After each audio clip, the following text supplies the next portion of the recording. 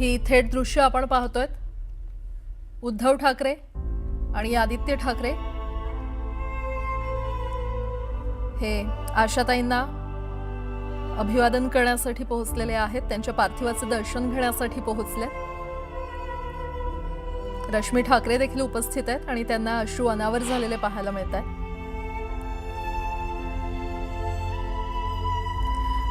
अनेक पिढ्यांचं भावविश्व ज्यांनी आपल्या आवाजाने समृद्ध केलं तो आवाज आपल्यातून हरपलेला आहे। आशाताईंचं काल निधन झालं।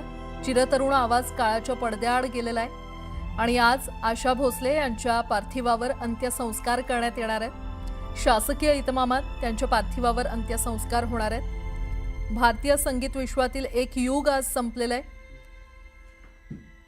कारण आशा भोसले यांचं अस्तित्व आता फक्त आठवणीत उरलेलं आहे। त्यांच्या पार्थिवाचं दर्शन घेण्यासाठी सकाळपासूनच अनेक मान्यवरांची रीघ लागलेली आहे। उद्धव ठाकरे त्यांच्या कुटुंबियांसह आशा भोसले यांच्या पार्थिवाचं दर्शन घेण्यासाठी पोहोचलेत। शिवसेना उद्धव बाळासाहेब ठाकरे पक्षाचे काही नेते देखील त्यांच्यासह उपस्थित आहेत।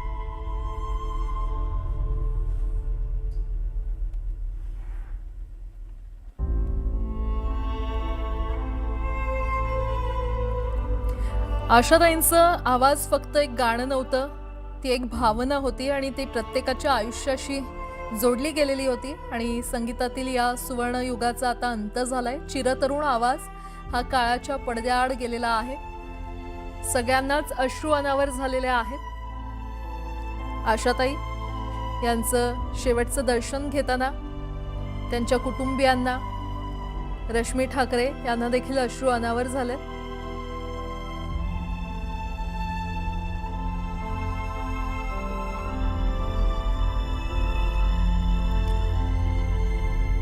आशा भोसले यांच्या निधनानंतर त्यांचं पार्थिव लोअर परेल येथील निवासस्थानी अंत्यदर्शनासाठी ठेवण्यात आलेलं आहे। अनेक दिग्गज नेते मंडळी, कलाकार इथे येऊन त्यांचं अंत्यदर्शन घेत आहेत। दुपारी 2 वाजेपर्यंत कासा ग्रँड या त्यांच्या निवासस्थानी आशा भोसले यांच्या पार्थिवाचं दर्शन घेता येणार आहे। तर दुपारी 4 वाजता शिवाजी पार्क स्मशानभूमीमध्ये त्यांच्या पार्थिवावर अंत्यसंस्कार पार पडणार आहेत। अनेक पिढ्यांचं भावविश्व ज्यांनी आपल्या आवाजाने समृद्ध केलं तो आवाज आता आपल्यातून हरपलेला आहे। संगीतातील सुवर्ण युगाचा अंत झालाय। चिरतरुण आवाज काळाच्या पडद्याआड गेलेला आहे। भारतीय संगीत विश्वातील एक युग आज संपलंय। हजारो गाणी, लाखो चाहत्यांचं प्रेम आणि एक अशी ओळख जी कधीच मिटणार नाही, असं नाव म्हणजे आशा भोसले। त्यांनी दिलेलं प्रत्येक गाणं हे आजही जिवंत आहे आणि पुढच्या अनेक पिढ्यांना ते प्रेरणा देत राहील। आज त्यांच्या पार्थिवाचं दर्शन घेण्यासाठी अनेक मान्यवर सकाळपासून त्यांची रीघ लागलेली आहे। सध्या उद्धव ठाकरे, त्यांच्या पत्नी रश्मी ठाकरे, आदित्य ठाकरे आणि शिवसेना उद्धव बाळासाहेब ठाकरे पक्षाचे काही नेते देखील त्यांच्या कुटुंबियांचं सांत्वन करताना पाहायला मिळतंय। रश्मी ठाकरेंना अश्रू अनावर झालेले आहेत।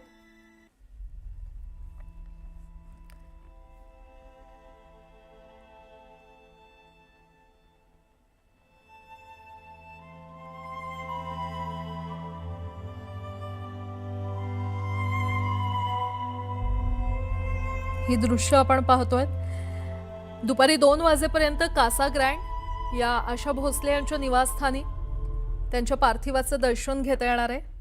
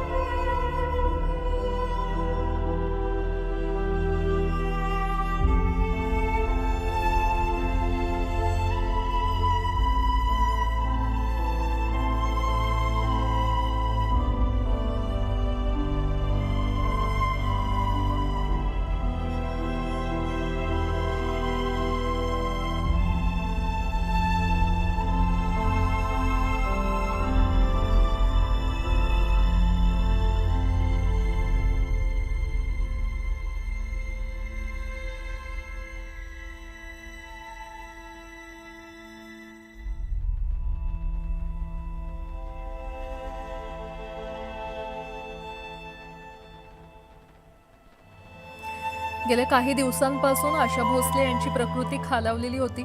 छातीत संसर्ग आणि वाढत्या वयामुळे त्यांच्यावर उपचार सुरू होते. मात्र अखेर मुंबईत त्यांनी अखेरचा श्वास घेतला. ही दृश्य आपण पाहतोय. सुशील कुमार शिंदे आणि प्रणिती शिंदे या देखील आशा भोसले यांच्या पार्थिवाचं अंत्यदर्शन घेण्यासाठी पोहोचलेले आहेत.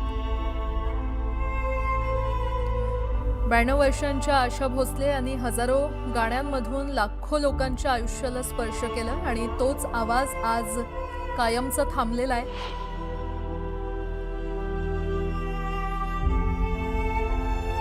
देशभरातून त्यांना श्रद्धांजली वाहिली जाते आणि खरंच हा केवळ एक गायिकेचा नाही तर एका युगाचा अंत झालाय. आशा भोसले यांचा आवाज थांबला असेल पण त्यांची गाणी ही कायम जिवंत राहतील अशी भावना प्रत्येक चाहत्याकडून व्यक्त केली जाते.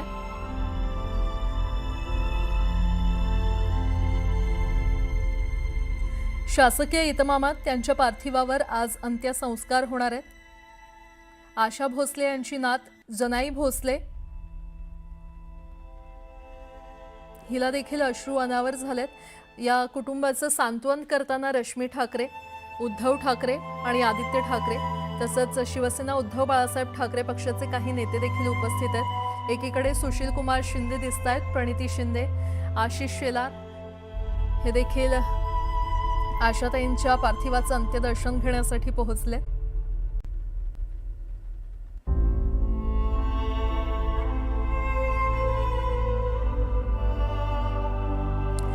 जगप्रसिद्ध गायिका आशा भोसले आता फक्त आपल्या आठवणींमध्ये उरलेल्या आहेत.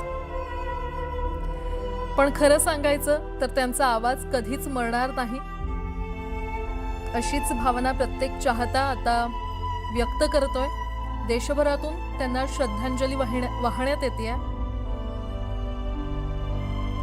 भारतीय संगीत क्षेत्रात त्यांच्या योगदानाला तोड नाही आणि त्यांच्या निधनानं एक मोठी पोकळी संगीत विश्वात निर्माण झालेली आहे. 92 वर्षांच्या आशा भोसले यांची प्रकृती ही गेल्या काही दिवसांपासून खालावलेली होती. मुंबईमध्ये उपचारादरम्यान त्यांनी काल अखेरचा श्वास घेतला आणि ही बातमी कळताच अनेक चाहत्यांना धक्का बसला.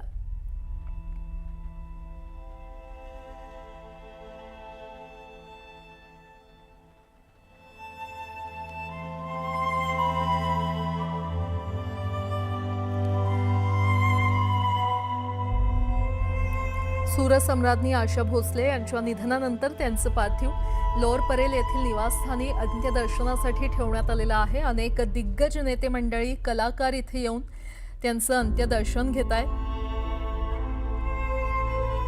8 दशकांहून अधिक काळ, 10,000हून अधिक गाणी आणि प्रत्येक गाण्यात वेगळी ओळख हीच आशा भोसले यांची खरी ताकद होती.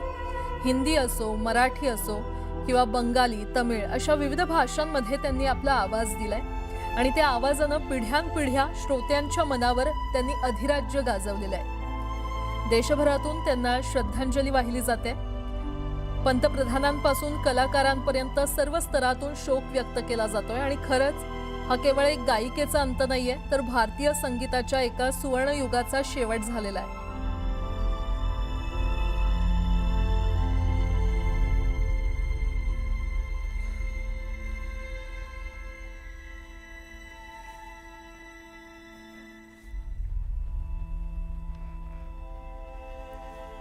ब्याण्णव्या वर्षी मुंबईत ब्रिज कँडी रुग्णालयामध्ये त्यांनी अखेरचा श्वास घेतला.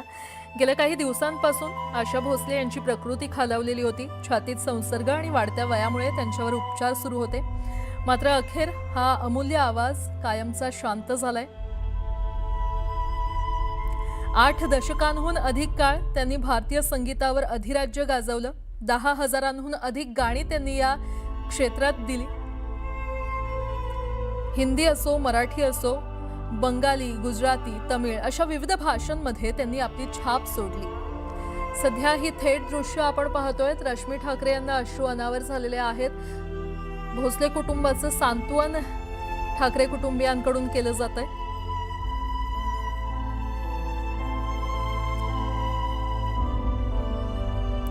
त्यांच्या आवाजानं केवळ गाणी नाही तर पिढ्या घडवलेल्या आहेत आणि म्हणूनच आज देशभरातून त्यांना श्रद्धांजली वाहिली जाते. पंतप्रधानांपासून कलाकारांपर्यंत, सामान्य चाहत्यांपासून संगीत क्षेत्रातील दिग्गजांपर्यंत प्रत्येक जण एकच गोष्ट म्हणतोय, ती म्हणजे भारतीय संगीतानं आज आपला एक अनमोल खजिना गमावलेला आहे. आणि आशा भोसले यांच्या जाण्यानं एक मोठी पोकळी निर्माण झालेली आहे, जी कदाचित कधीच भरून निघणार नाही. आणि म्हणूनच हा केवळ एक महान गायिकेचा अंत नाहीये, तर भारतीय संगीताच्या एका सुवर्ण युगाचा आता शेवट झालेला आहे. आशा भोसले यांचा आवाज आज शांत झाला असला तरी देखील त्यांची गाणी, त्यांचा वारसा आणि त्यांच्या सुरांची जादू ही कायम आपल्या सोबत राहणार आहे. कारण कलाकार जातात पण कला कधीच मरत नाही आणि आशा भोसले त्या कायम जिवंत राहतील. त्यांच्या प्रत्येक सुरात, त्या आपल्या मनात त्यांनी जे काही अधिराज्य गाजवलेलं आहे ते कायम तसंच राहील, अशा भावना चाहत्यांकडून देखील व्यक्त केल्या जात आहेत.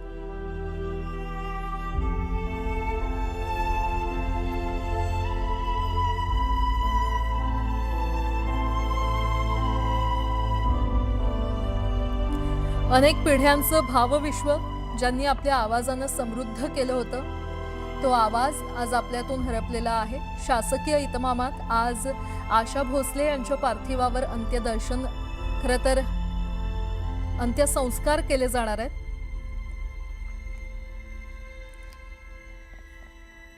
भारतीय संगीत विश्वातलं एक युग आज संपलेलं आहे आणि अस्तित्व फक्त आता त्यांचं आठवणीत उरलेलं आहे. ताई, काल आपल्याला सोडून गेल्यात, काय भावना आहेत तुमच्या सगळ्या? मला खरं सांगू का, मी काल त्यांची बातमी टीव्हीवर पाहिली तेव्हापासून बेचैन आहे, जबरदस्त. आणि एक पर्वच संपलं असं मला वाटलं. संगीतातलं पर्वच संपलं. संगीतातलं पर्व संपलं तुम्ही असं म्हणताय, पण तुमचं एक वैयक्तिक खास मोठ्या बहिणींसारखं त्यांनी तुम्हाला जपलं, नातं खूप वेगळं होतं तुमचं. ते काय माहिती का, ज्यांच्याशी मोकळेपणाने बोलावं अशा ज्येष्ठ कलावंतच गेल्या. आता कोणाशी बोलायचं मोकळेपणाने? आणि कलावंतांच्या जगतातल्या ताज्या घटना कोणाकडनं कळणार आपल्याला, असा प्रश्न मला पडला त्या गेल्यामुळे. ताई कशा होत्या? भावनिक खूप होत्या असं कळते, हळव्या मनाच्या होत्या, सगळ्यांना मायाने जवळ करायच्या असं अनेक जण म्हणत होते. तुम्हाला काय अनुभव आहे यातला? मला अनुभव म्हणजे अत्यंत घरातल्यासारख्या होत्या, मोठ्या बहिणीसारख्या होत्या. त्या जवळ घ्यायच्या, खांद्यावर हात टाकायच्या, हातात हात घेऊन बोलायच्या. जरा लांब मी उभा असलो तर म्हणायच्या, का रे दुराबा, गाणं म्हणायचं का नुसतं, ये जवळ. आणि अगदी मोकळेपणाने बोलणाऱ्या, घरेलू रिलेशन ठेवणाऱ्या होत्या. तुम्ही अनेकांच्या मुलाखत घेतल्या, तर तुम्ही ताईंची देखील मुलाखती घेतल्या, तर किती वेळेस मुलाखती घेतल्या? ताईंची मी पहिली मुलाखत घेतली 1979 आणि 80 मध्ये. त्यानंतर मी 22 वेळा प्रकट मुलाखत घेतली आणि ती महाराष्ट्राच्या, भारताच्या सर्व भागात, एवढंच नव्हे तर परदेशात सुद्धा फेस्टिवलला पण घेतलेली आहे. म्हणजे आता एकही जागा अशी राहिली नाही की जिथे मी अशा त्यांची गप्पा, मुलाखत अधिकृत मारल्या नाहीत. शिवाय माल ते भेटतील तेव्हा आम्ही गप्पा मारायचो. काय गप्पा व्हायच्या तुमच्या? म्हणजे संगीताच्या व्यतिरिक्त काही गप्पा व्हायच्या की संगीताच्या व्हायच्या, काय व्हायच्या? संगीताच्या गप्पा तर मुलाखतीत होतातच, पण त्या सोडून त्यांना कपड्यांचा आणि खाण्याचा खूप आवड होती. त्यामुळे नवीन काय खाल्लं, कुठे खाल्लं, काय आवडलं तुम्हाला, कुठे काय खावं, असं त्यांना विचारायचो आम्ही. आणि तुम्ही साड्या तुमच्या फार निवडक असतात, तर तुम्ही कपड्यांबाबत एवढं जागरूक का असता, कुठं आणता, असेही विषय व्हायचे. ते सांगायचं तुम्हाला हे सगळं मोकळेपणाने सांगायच्या. बरं, ते 22 वेळेस मुलाखती घेतल्यात तुम्ही, ते म्हणतात ते आहे, पण घरी पण येऊन गेलात ना? या पण घरी आल्या या घरी नव्हत्या आल्या. याच्या हे अगदी नवीन घेतलंय मी. याच्या आधीच नेहरू स्टेडियम समोरचं जे माझं घर होतं तिथे आल्यात. आणि अगदी पहिलं घर जे अजून आहे माझ्याकडे, निंबाळकर तालीमच्या जवळ, मस्तानीच्या जवळ, पुण्यातलं, तिथे दोनदा आल्यात. एकदा अगदी सुरुवातीला आणि एकदा नंतर. आणि घरी आल्या की मस्त बसायच्या, काय टाकलाय आणि खायला काय करतोय असंच विचारायचं प्रत्येक वेळी. असं म्हणजे मनमोकळेपणाने एकदम माझ्याशी त्यांचे, खरं सांगू का, माझे त्यांचे रिलेशन मला काल संध्याकाळपासून काही बोलावं असं वाटत नाही, इतके जवळचे होते.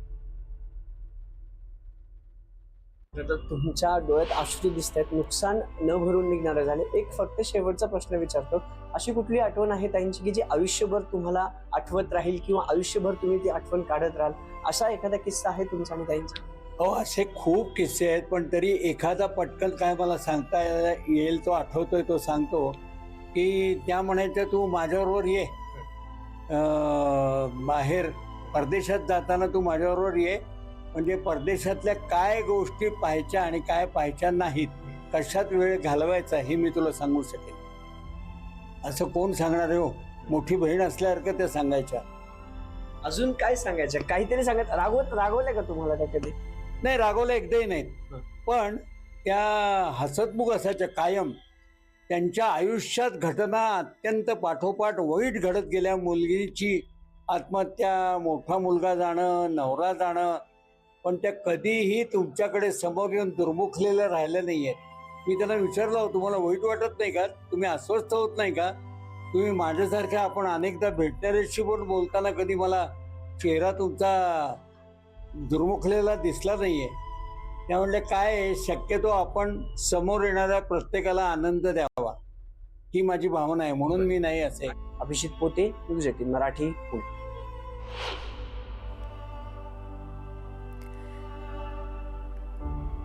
खरं तर ही बातमी जेव्हा बातम्यांमध्ये आली, आशाताई आपल्यातून निघून गेल्या, तेव्हा प्रत्येकाला धक्का बसला आणि संपूर्ण संगीत विश्वावर शोककळा पसरली. देशभरातून आता शोक व्यक्त केला जातोय, पंतप्रधानांपासून ते कलाकारांपर्यंत.